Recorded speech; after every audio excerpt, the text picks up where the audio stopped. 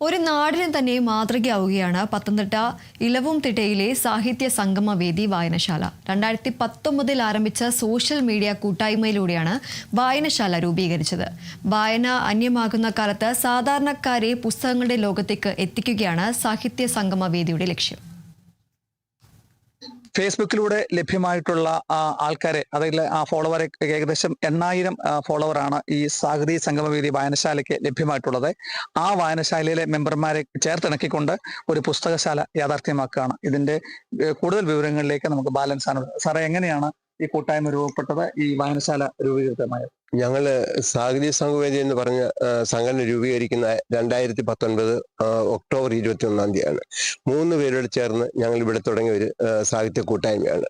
അന്ന് പാലക്കാട്ടുള്ള ഒരാള്, കണ്ണൂരുള്ള ഒരാള്, ഞങ്ങൾ 3 പേരോട് ചേർന്നുകൊണ്ട് രൂപീകരിച്ച ഒരു സംഘടനയാണ്.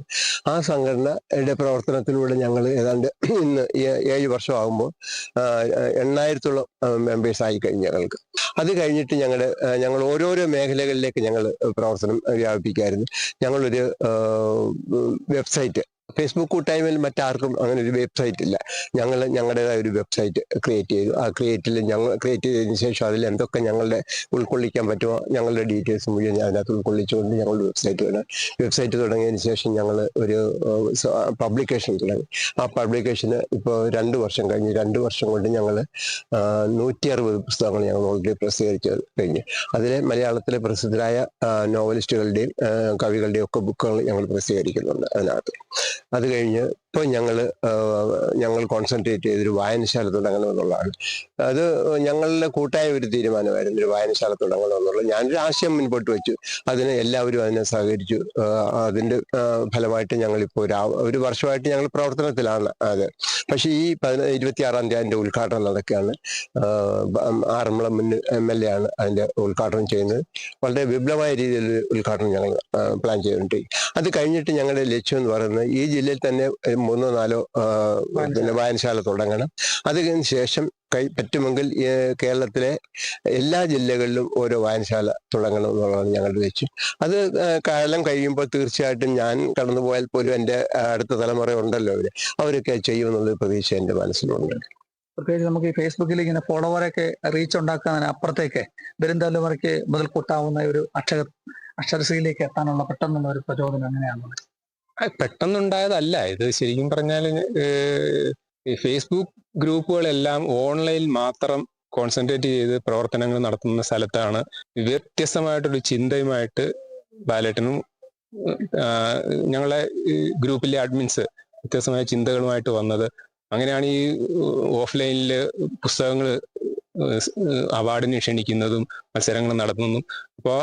അപ്പോഴാണ് ഒരു വായനശാല നമ്മുടെ ഇതിലായിട്ട് ഞങ്ങൾ തന്നെ ഇറക്കുന്ന ഈ സാഹിത്യ പബ്ലിക്കേഷൻസിന്റെ തന്നെ പുസ്തകങ്ങൾ വർഷം ഇപ്പൊ ഏതാണ്ട് 2-3 വർഷത്തോളം 160ഓളം പുസ്തകങ്ങൾ ഇറങ്ങിക്കഴിഞ്ഞു. അങ്ങനെ തന്നെ പുസ്തകങ്ങൾ ഇനിയും ഒരുപാട് ആൾക്കാരുടെ ഇറങ്ങിയിട്ടുണ്ട്. ഇപ്പൊ ആൾറെഡി പ്രിന്റിൽ കുറെ പുസ്തകങ്ങൾ ഇരിക്കുന്നുണ്ട്. ഈ പുസ്തകങ്ങൾ എല്ലാവരും വന്നുകൊണ്ടിരിക്കുന്നു. ഇവർക്കെല്ലാം ഇത് വായിക്കാനുള്ള ഒരു സൗകര്യം കൂടെ നമ്മളൊരു പ്ലാറ്റ്ഫോം ഉണ്ടാക്കി കൊടുക്കുക എന്നുള്ളത്, അതാണ് ഒരു പ്രധാനപ്പെട്ട ലക്ഷ്യം ഉണ്ടായത്. അപ്പൊ അതിന്റെ കൂടെ തന്നെ മറ്റുള്ള ആൾക്കാരുടെ പുസ്തകങ്ങൾ വായനയ്ക്ക് വെക്കാൻ പറ്റും. അപ്പൊ ഈ ഒരു ചെറിയൊരു ഇട്ടാവട്ടം ഒരു ഗ്രാമപ്രദേശത്താവുമ്പോൾ ഈ ഒരു വായനശാല ഇല്ലാത്തത് കൊണ്ട് അവിടെ ഇത് പ്രവർത്തനം തുടങ്ങുമ്പോൾ അവർക്ക് കൂടുതൽ ഗുണകരമാവുമല്ലോ എന്നുള്ളൊരു ചിന്തയും കൂടി എൻ്റെ പിന്നിലുണ്ടായിരുന്നു. ഭാവിയിൽ ഞങ്ങൾക്ക് കുറേ പദ്ധതികൾ ഞങ്ങളുടെ മനസ്സിലുണ്ട്. ഈ ഞങ്ങൾ മുടങ്ങിപ്പോയ ഇത് വാരിയല്ല മാസിക സാഹിത്യ ശബ്ദം മാസിക ഞങ്ങൾക്ക് തുടങ്ങണമെന്നുണ്ട്. അത് ഞങ്ങളുടെ ഒരു ഡ്രീം പ്രൊജക്റ്റാണ്. അതോടൊപ്പം തന്നെ ഈ വായനശാല ഞങ്ങൾ വേറൊരു സ്ഥലത്തേക്ക് മാറ്റണം. അതായത് മുലൂർ സ്മാരകത്തിനോട് ചേർന്ന് മുലൂരിൻ്റെ മകൻ്റെ പേരിൽ ഒരു സ്മാരകം ആക്കി ഈ വായനശാല മാറ്റണം എന്ന് ഞങ്ങളുടെ ആഗ്രഹത്തിലാണ്. അതിന് ഒരു 3 സെന്റ് സ്ഥലം കണ്ടെത്തി അവിടെ വായനശാല തുടങ്ങുക. അത് കഴിഞ്ഞാൽ ഞാൻ പറഞ്ഞില്ലേ, ഞങ്ങളുടെ ഈ ജില്ലയിൽ എവിടെയെങ്കിലും ഞങ്ങൾക്ക് പുസ്തകങ്ങൾ ഞങ്ങൾ കളക്ട് ചെയ്തതിന് ശേഷം ഈ ജില്ലയിൽ 2-3 ലൈബ്രറി തുടങ്ങണം എന്നുള്ളതാണ് ഞങ്ങളുടെ ലക്ഷ്യം. അത് കഴിഞ്ഞാൽ തീർച്ചയായിട്ടും കേരളത്തിലെ ഓരോ ജില്ലയിലും ഓരോ ലൈബ്രറി തുടങ്ങുക എന്നുള്ളത്. കാരണം എല്ലാ ജില്ലയിലും ഞങ്ങൾക്ക് അഡ്മിൻസ് ഉണ്ട്, കൂട്ടായ്മയിൽ പെട്ടവരുണ്ട്. അങ്ങനെ ഈ ഫേസ്ബുക്ക് കൂട്ടായ്മ ലോകത്തിലെ എമ്പാടും ഇങ്ങനെ ഈ ചിതറിക്കിടക്കുകയാണ്. ആ സൗഹൃദങ്ങളെ ഉറപ്പിച്ചുകൊണ്ടാണ് വായന മരിച്ചു പോകുന്നു എന്ന് പറയുന്ന ഈ കാലഘട്ടത്തിലാണ് വരും തലമുറയ്ക്ക് അക്ഷരത്തിന്റെ വെളിച്ചം പകർന്നുകൊണ്ട് ഈ സാഹിതി വായനശാല മുന്നോട്ട് പോകുന്നത്. കേരള വിഷൻ ന്യൂസിന് വേണ്ടി ക്യാമറാമാൻ പ്രദീപ് അങ്ങാടിക്കലിനൊപ്പം പ്രസാദം ജെ, പത്തനംതിട്ട.